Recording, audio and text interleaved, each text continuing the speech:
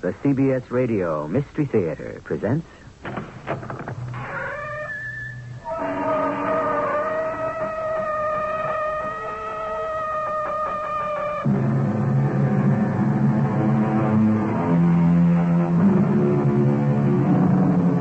Come in. Welcome. I'm E.G. Marshall. I should say welcome to a continuing episode of the fascinating story of Queen Nefertiti and King Akhenaten.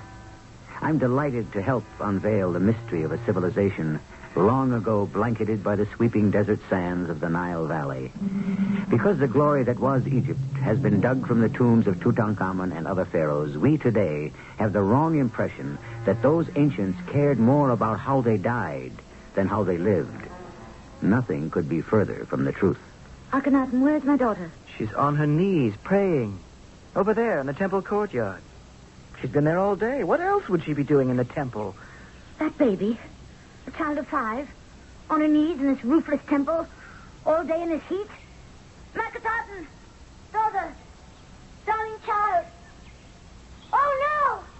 Someone come here! Come quickly! Help me!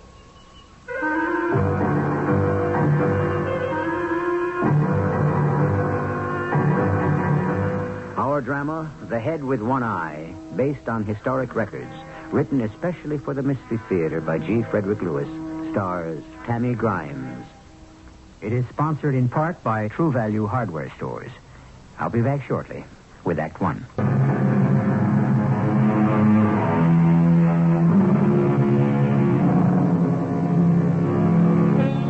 The excitement and interest in one particular Egyptian queen who ruled Egypt 14 centuries before Christ would have never begun had it not been for the discovery of an extraordinary plaster and painted portrait of Nefertiti herself, sculpted in sinuous relief. Go to any museum today, and you'll find a reproduction of this head and shoulders of a woman who can rightly be called the first free-spirited, emancipated female in history. If Nefertiti lived today, aside from her stunning looks and bearing, she'd be regarded as most modern.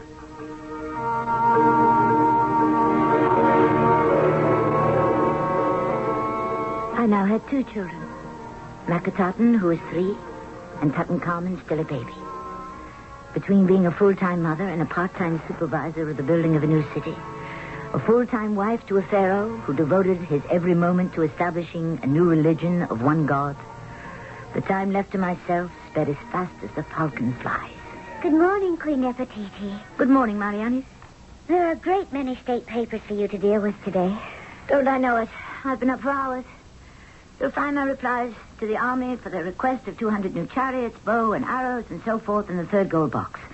My reasons for saying no are there to forward. Are you going somewhere this morning, Nefertiti? Not likely. I've called a meeting of the sanitation department at 11. Why are you wearing your blue hat? The royal headdress? Yes. It's for him, Tutmus, the sculptor.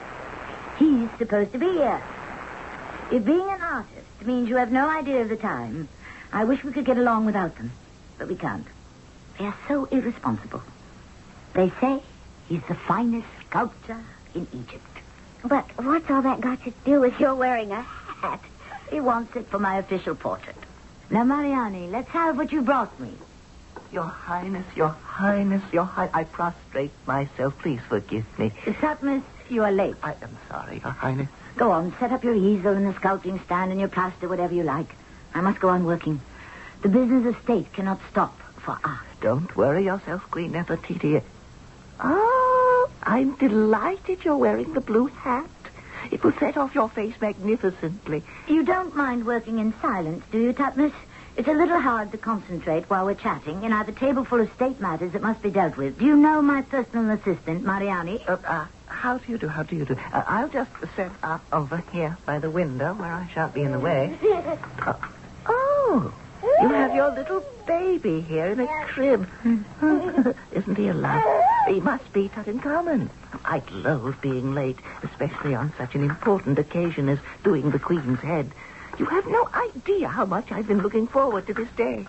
What kept you? Well, I couldn't get through the Royal Road. It is so torn up, you wouldn't believe it. It's a battlefield of paving stones. I finally stopped my carriage and got to the palace on foot. I told them to tear up all that black pavement. Tear it up, get rid of it. If those builders can't find pure white stone, I'd rather they pack the earth down. At least it would be the right color. Now, before we start, dear Queen, I brought you a little something. Oh, I love presents. Will you unwrap it for me, Tutmus? A little statuette. Very nice indeed. What is it? A portrait, full length, of your boy. Of who? Tutankhamun? This is supposed to be him? You don't like it? Mariani, do you see any resemblance? There isn't supposed to be a resemblance. Why not? It's the custom, dear Queen. Custom? This dwarf, stick figure could be anybody. My great-grandfather, the General Hornrab, anybody. Nefertiti, I don't see how you can say that. It's a beautifully fashioned statuette. But it's not my son, Tutankhamun. Your Highness, I really don't understand the fuss. What is it that you want? I want life. I want your art to imitate life itself. I've always hated our stylized portraits. I want reality in plaster, limestone, wood, anything. You mean to really look real? From now on, Tutmus, art must change. No more dwarf figures, no more scarecrows, no more lies. I'm not attacking you, dear master sculptor. I've far too much respect for that. Everyone knows you are Egypt's greatest artist. But if this new city, Amarna, is to be the city of truth, then our art must be equally truthful. Realism? I can't wait to get started. Oh, my wondrous Queen, if you only knew what you have done for me. I, too, have always hated those awful statues that tradition compelled me to carve, where everybody's face could be anybody's face. Let me get started. Nefertiti, are you sure? The Queen is always sure. Oh, my Queen, you have reached my heart. All my life, I knew something was missing. And now, to carve and paint what I see. A real smile. Over here, Tutmus. This here, I've got a table in the corner. Oh, am I glad this day is over. That Nefertiti, she is one big package of surprises, I tell you. You think you had a bad day? You just try being the scribe for Akhenaten and take down his dictation. He is so particular. Every single word. Nefertiti's quite difficult, too. Confused me completely. Wait till I tell you. Well, that's quite a royal pair we've got on the throne these days. I almost quit today. You're joking. What? There isn't a scribe in all Egypt who wouldn't like your job. Yes, and welcome to it. It's nerve-wracking and thankless. No matter what I do, it's wrong. The Pharaoh doesn't think I write fast enough. Only one thing keeps me from throwing the papyrus right in Akhenaten's face. What's that? Horse forbid. Yes, I'm afraid he'd have me killed. Oh, no, he wouldn't. The Pharaoh is the last person in the world to order such punishment. Are you sure? Akhenaten is too concerned with his new religion and philosophies. He's a dreamer. And dreamers don't act. Not violently. Well, they're an interesting pair. You have to admire them. A lot of my friends in Thebes have started to come here to Amarna. This is a new world, Mayhew. A new city. Yes, city of truth. Isn't that what they call it? I came to the palace today to do her portrait. Nefertiti wants her plaster portrait to be as lifelike as I can make it. Think of the opportunity. Tomorrow at noon we start. We live in a wonderful age, my friend. Good morning, my queen. I've brought you the 7 gold trays containing today's business. Put them in their usual place on my table. Mariani, have you seen my little daughter today? Nefertiti? No. Where is she? She didn't come to kiss me good morning. The Pharaoh took her with him very early. They went to the Greek temple of Aton. Good. I like that. Remind me, Mariani, to inform the exchequer that when the workmen take time off to build their own houses on the avenue extension, they are to receive full wages. I'll make a note of that. What is it, Mariani? Why are you standing there in that funny way? Are you holding something behind your back? This little basket was left on the steps to your door. I don't know how it got there exactly. What are you being so mysterious about? A basket. It's a gift. Someone's left you a gift. For me? Where is that someone? Outside. Let me open the basket and see. Ah, a kitten from Persia. Oh, you sweet darling. Look how white and fluffy he is. A kitten. No, wait. Is it Hornrab? General Hornrab. But it can't be. Why not? Why shouldn't the general of the Egyptian army visit his queen? Hello, Mariani. Good day, General. Mariani, don't go. Stay. I had better. I'm beginning to get a little concerned about Nefertiti. She isn't used to being out in the sun that much. Oh, she's with her father. You told me, so no harm can come to her. Still, I'm worried. I see nothing has changed. No, it hasn't. Mariani still does my worrying for me. Mariani, all right. Here, take the kitten. When Nefertiti gets back, you let her play with it. She'll love it. So white and soft and furry. Hornrab, thank you very, very much. You know what a kitten means to me. The one man, Mariani, who never brings me flowers, but always kittens. I take my leave of you, Your Majesty. Tell my little daughter we shall call it Mew Mew the Second. How old is she? Almost 6 years old. Has it been that long? Let me look at you, dear General. You haven't changed. Well, not on the outside, perhaps. Well, you have blossomed, Nefertiti. Have I? As has your city of truth. What brings you to Amana? I need help. We all need help. In fact, we need a miracle, Nefertiti. Dear friend of my childhood, you never did waste time on small talk, did you? If we want to survive as a nation, something must be done immediately. Surely, if Egypt is in danger, you and the army can take care of any enemy. That's what I meant when I said we need a miracle.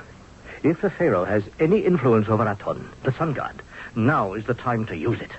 Otherwise, my dear, beautiful Nefertiti, we are all lost.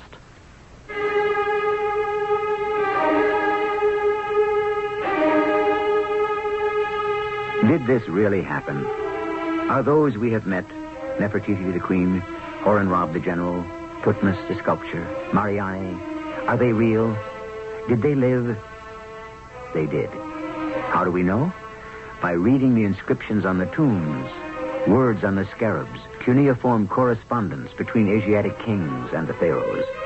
Archaeology is pure detective work, and the solution is history. I shall return shortly with Act 2.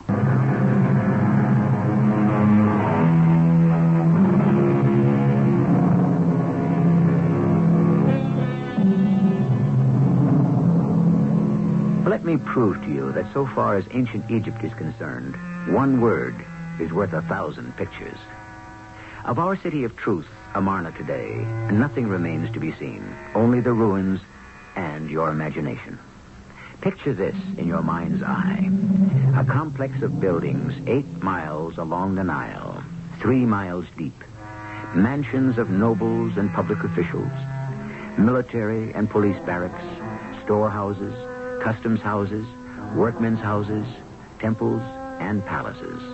And the greatest of these, with hundreds of rooms and colonnades opening into sunken gardens and water lily pools, the royal palace is larger than Versailles and Fontainebleau combined. You see it? Of course you do. And inside that palace, Nefertiti and her visitor talk. What do you mean, General Hornrab? Egypt is lost. We must, without delay, launch a full-scale attack on the Hittites and wipe them out right at home before they can get their war machine started. We've heard nothing of this danger here in Amana. Why didn't Thebes inform us? Why should they?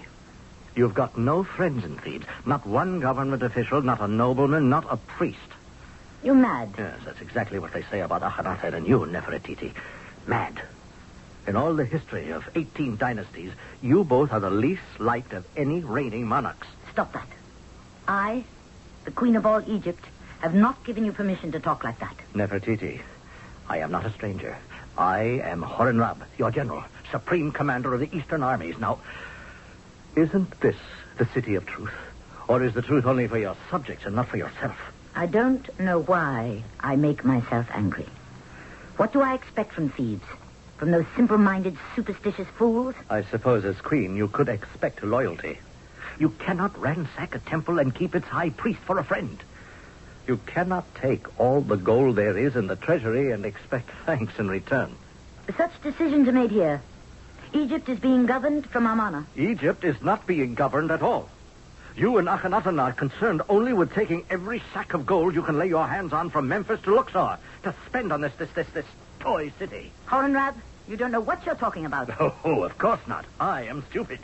I have no idea how much gold it takes for new streets and new houses and palaces and temples to Aton for this entire make-believe city. The price, Nefertiti, is the safety of Egypt. There is no better use for gold than to build a new awakening. May Horus still my angry tongue. What about your defenses, your army? What army? Exactly. What army? We have no army. It has been disbanded by order of your mighty husband, the Pharaoh. But why? Because that soft-headed, turn-the-other-cheek Akhenaten thinks everybody loves him at home and abroad. Because the both of you believe in love and peace, you think the rest of the world does. Now, Egypt is a great prize for the strong. Have you tried to talk peace with them? Certainly. Oh, the Hittites received me most cordially. King Hattie told me, let us all disarm. You see, there is brotherly love. He wants peace. Oh, what a child you are. What he means is we should disarm first. Thank Horus he has no idea that there's no money to pay our troops. Or perhaps he knows there are spies everywhere. Now, I am here to ask for money and permission to attack them first. I am general of an undermanned, starved-out crowd of veterans. Now, will you talk to Akhenaten, Nefertiti, by all that is sacred to you, your ancestors, your love of Egypt? Help me. Help Egypt. Queen Nefertiti, I'm very worried. The child is not back. I hope she's still with the king. Of course she is. Her father wouldn't let her out of his sight. No harm can come to her. General Horenrab, thank you for the Persian kitten. It was thoughtful of you. If you will make yourself comfortable in the palace, I shall arrange for you and the Pharaoh to discuss your needs this afternoon. As you wish, Your Highness. I take my leave. Mariani, give me my blue turban. It's time for Tutmos, the sculptor, to arrive. Yes. I wish I didn't have to go through this nonsense. Well, why do you? It's all my husband's idea. He wants Tutmos to make an exact likeness, then have copies made and placed in every single temple courtyard in Egypt. I don't believe in such public notice, but my husband does.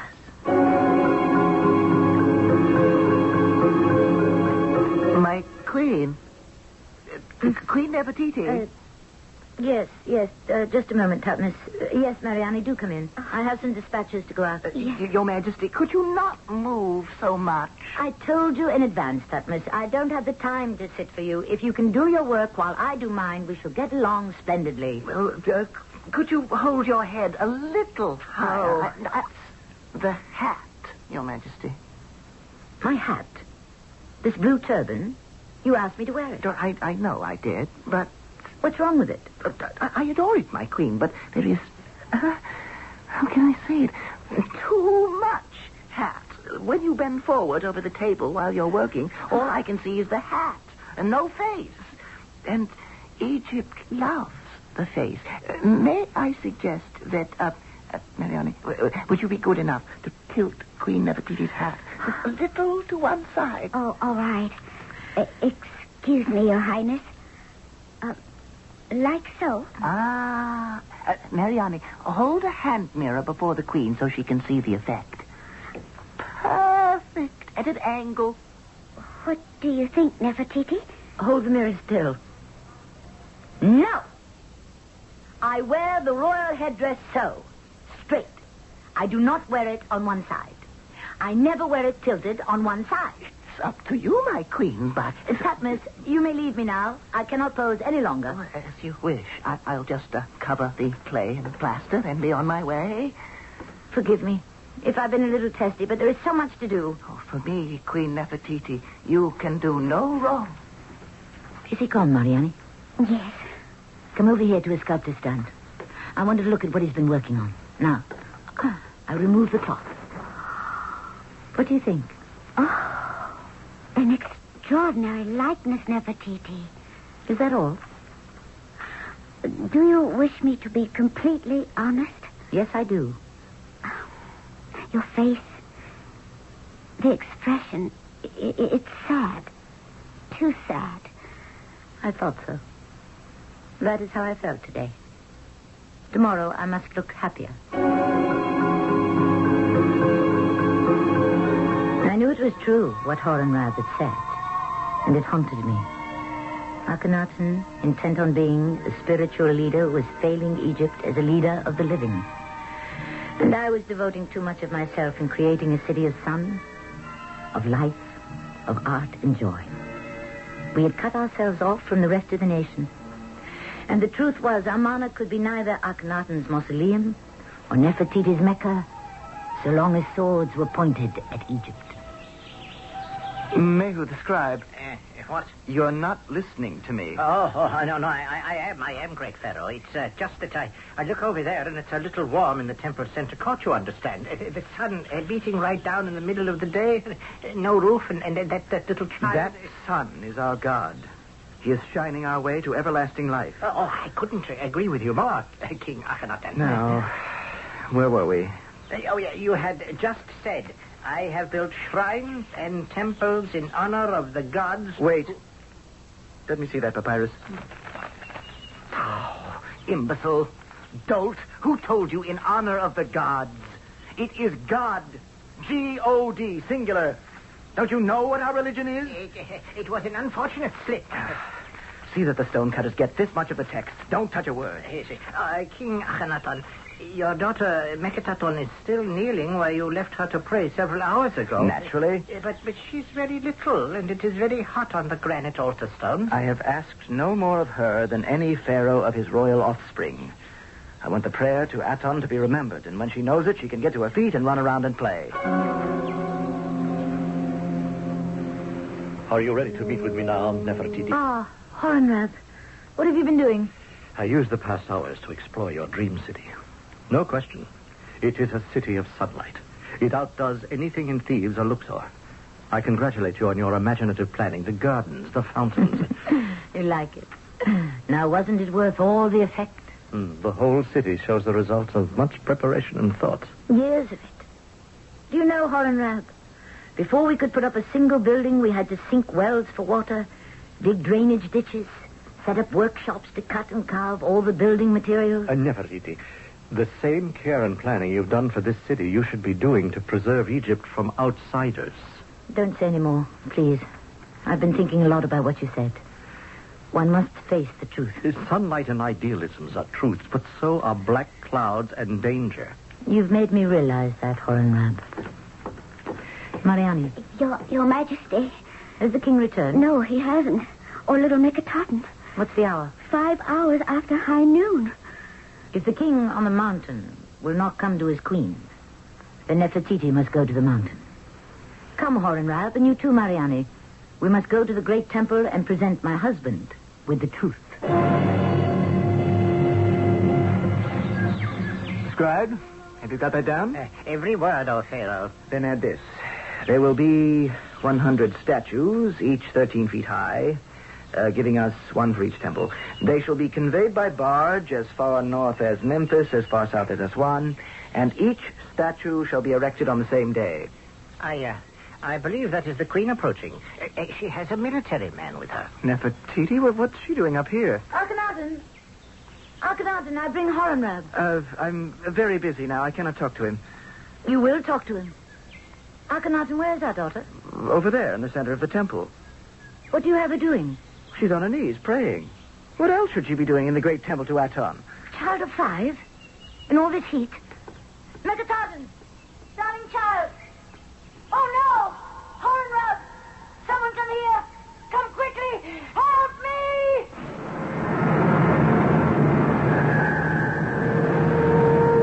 A little child kneeling at prayer in the blazing sun suddenly collapses. A queen cries out in fear. A strong enemy prepares to attack a weak Egypt. Can one or any of the ancient gods intercede? Or, as we have come to know today, does not man himself decide his destiny? I shall return shortly with Act 3.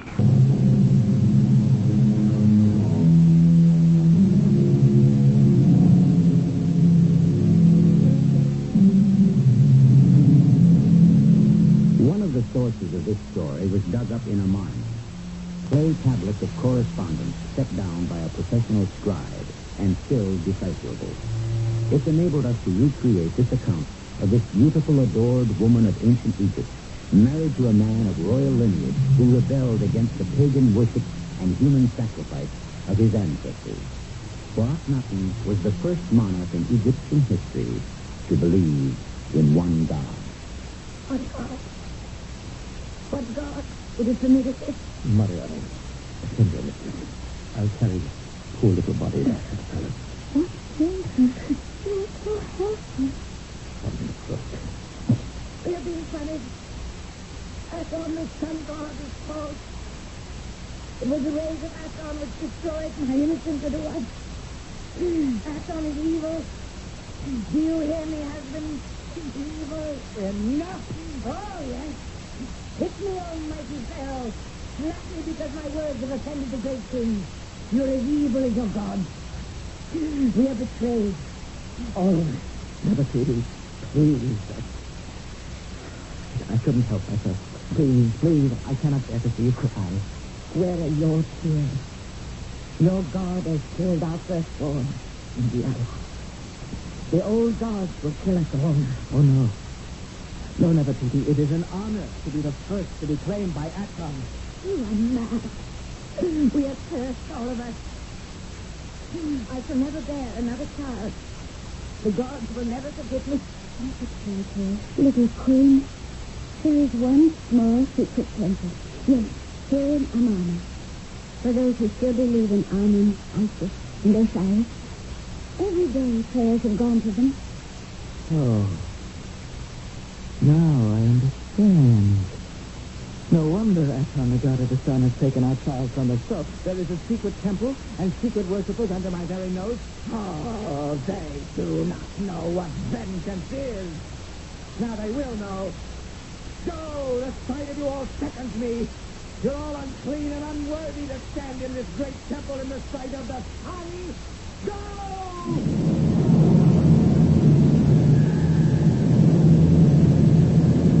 I fall on my knees before thee, great God of the sun, and pray for your guidance. I thought we could show others by example. We would lead and they would follow. I was wrong. Forgive me, I have dishonored thy presence. I promise thee, in the name of that dear dead child, that every picture, every statue, every tomb from one end of the Nile to the other honoring a false god will disappear. All will be destroyed. Forgive me, Aton!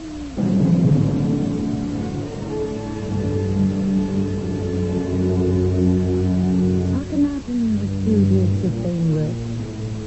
Workmen with strong hands, armed with hammers and chisels, went forth into Egypt, disfiguring and destroying in a wholesale slaughter of our sacred place.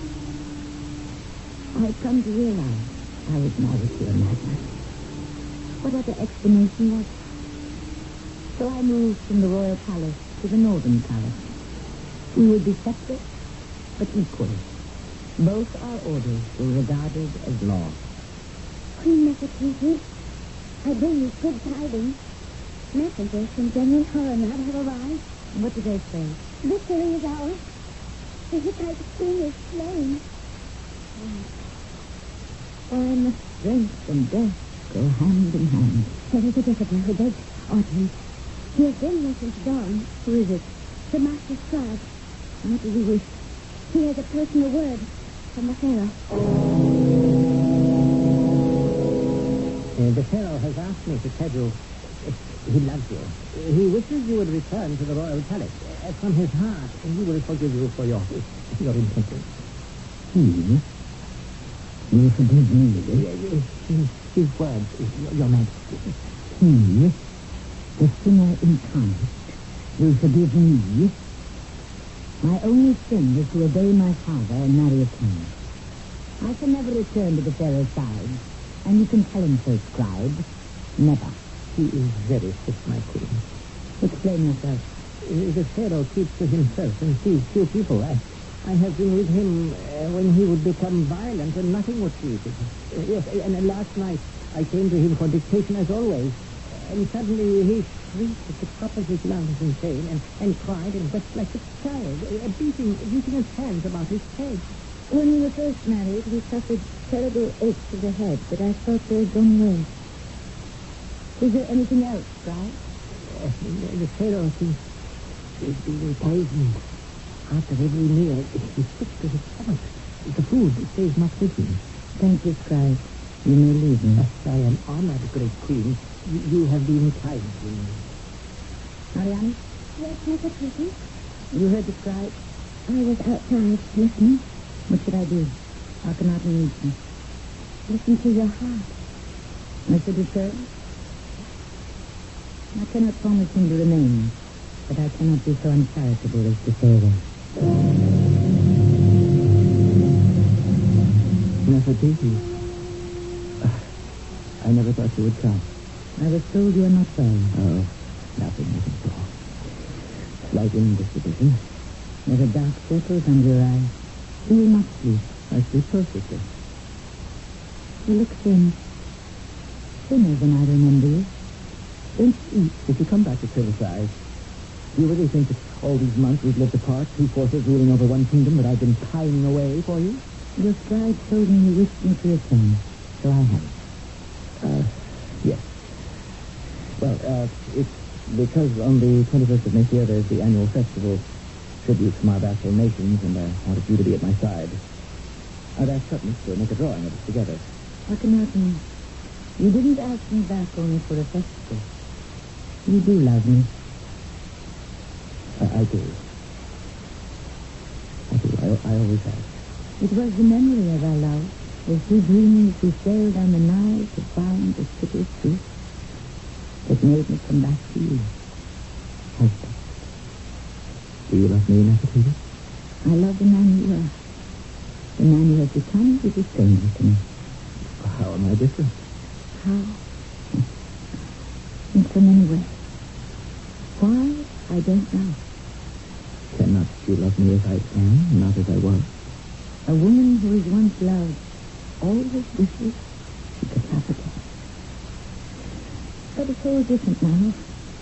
I am different. What changed you? I think when little Nefertiti died, something died within me also. I cannot blame you. You believed you were doing right to ask that small child to remain on a knees to pray. You died a martyr. I said I didn't blame you. You threw it through that on the sun. We are two people with two minds. And now, two beliefs.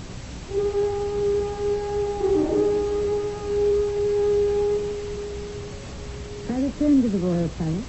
Not that my love for my husband was so great, but my fears for his well-being were greater. So I did his bidding and became his wife again. Welcome home to Nefertiti.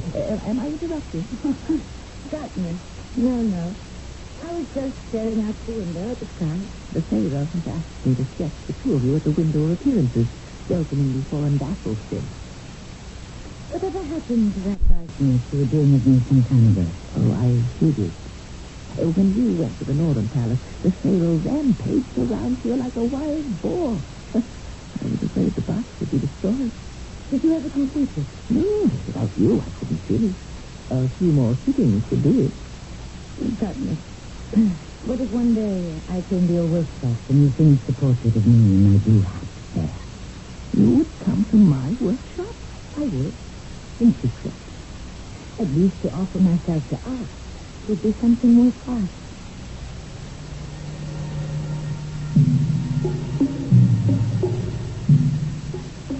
As I look back on it now, perhaps I was wrong.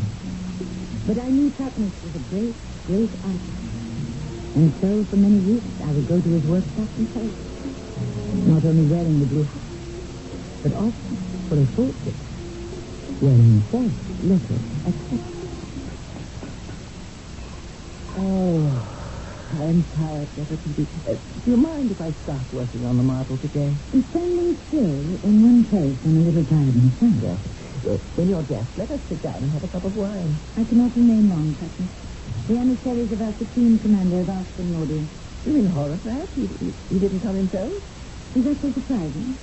Well, Nefertiti, there's always been talk about you and him. There always will be talk. Some people have nothing better to do. Whether it's the foreign rats whom I've known since we were children, or you, Putney. There'll be talk about you, if there isn't already. Do you think so? Does it matter, dear Nefertiti? That's what I ask myself.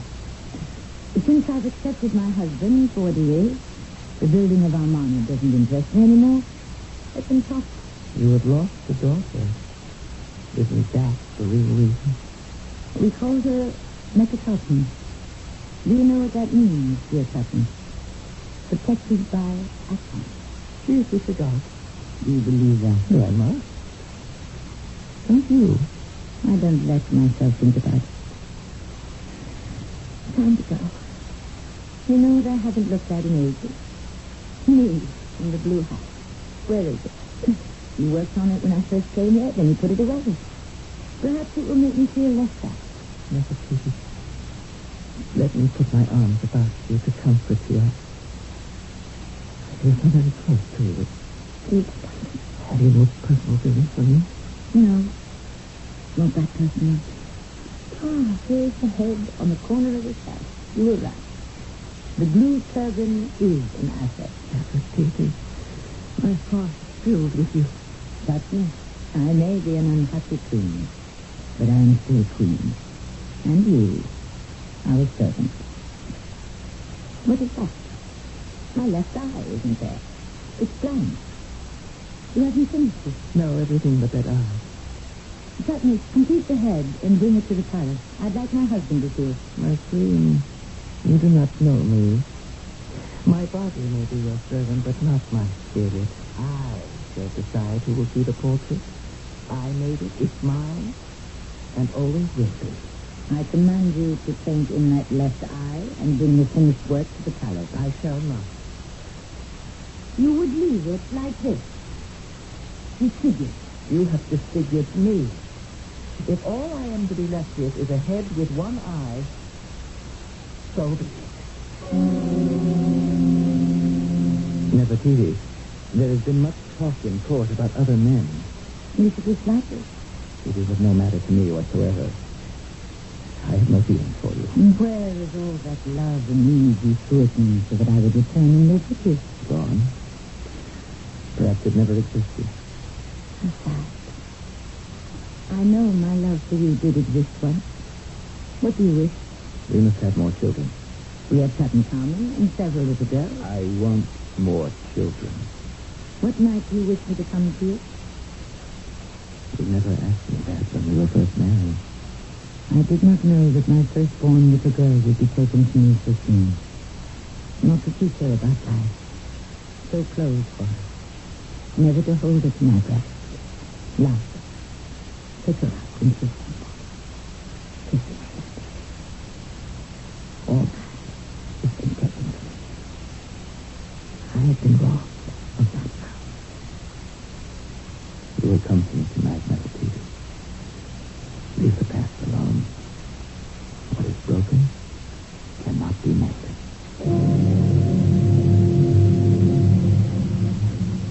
Akhenaten was right. What was broken could not be mended.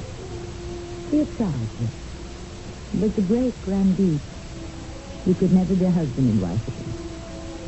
For the first time in my life, I felt it was worthless and fruitless to go on. One resolve, and only one set me going, to return to peace, and to bury my daughter now lying in some underground crypt in the palace. To bury her with the old and sacred funeral rites. Until then, I would be a head of state in name only. As the sculptor had said, I would only see life as a head with one eye.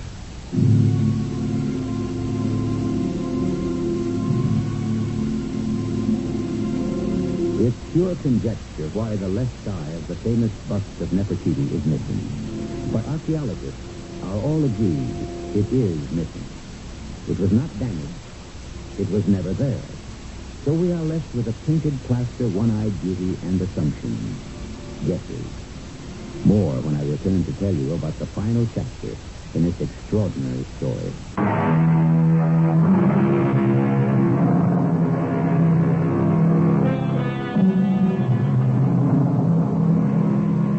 There are those who may believe our account is fiction. For those, I refer you to John D.S. Pendlebury, the great Egyptologist, who writes, "There is not another family in all of world history whose images are so heart-rending in their misfortune." The fifth and last episode is for next time, concluding the tale of a woman whose beautiful face is today known to millions, but whose life as a queen, mother, philosopher, and activist is only beginning to come to light. Our cast included Tammy Grimes, Russell Horton, Evie Juster, and Earl Hammond. The entire production was under the direction of Himan Brown. And now a preview of the next exciting drama in our 5-part anthology of Egypt's Golden Age, starring Tammy Grimes. You don't understand. Get away from me. Come down from the steps. I don't want you near me. Don't you understand? You don't know me anymore, please. I'm standing here on the top step. Don't you come any closer. It's your bed, dearest one. We are husband and wife. Stay where you are. Failure is written all over you. Enemies around you, enemies at home. What is your god Aton, the sun, done for Egypt? Do you know what I have hidden behind this curtain? There. Look. There they are. My gods. Thoth, the standing baboon. Sobek, the crocodile. They protect me. You traitor. And what has he done for us, your one god? Where is he? I am Aton. I am God. This is E.G. Marshall inviting you to return to our Mystery Theater for another adventure in the macabre. Until next time, pleasant dreams.